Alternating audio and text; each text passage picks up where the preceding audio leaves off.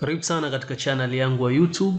Natumai sote ni wazima. Leo katika video hii nimekusogezea njia nyepesi ambayo utaweza kuona graphic card ambayo kompyuta yako iko nayo. Vipi utaweza kucheck your PC's graphics card?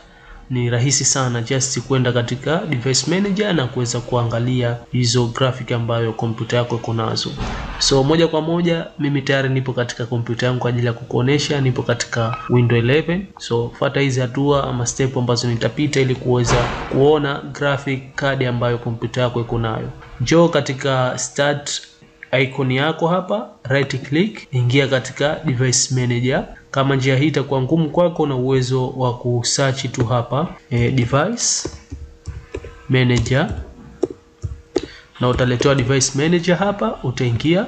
Baada ya kuingia katika device manager, kama unavyoiona hii hapa device manager yangu, utakuja katika sehemu ambayo imeandikwa display adapters. Hapo ndipo ambapo utaenda kuona graphic card ambayo kompyuta yako iko nayo. So kuna kialama hichi kiaro ambacho kimeelekea upande wa kulia. Ukiklik hichi kita drop hizo graphic card ambazo zinapatikana katika kompyuta yako. Mimi ya kwangu kama unavyoona kuna graphic card za aina mbili hapa. Kuna Intel UHD graphics na kuna Nvidia GeForce GTX 1650 Ti.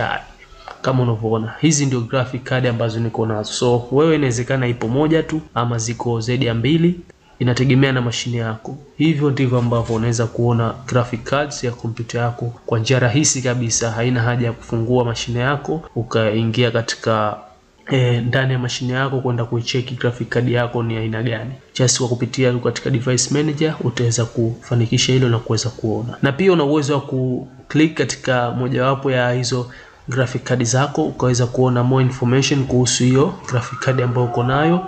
Unaweza kuona hapa driver ambayo inatumia, version ya driver ambayo iko nayo, full details. Unaweza ukaweka hapa description, ukachagua hapo unahitaji details ya aina gani, ukaweza kuona display name graphic card yako.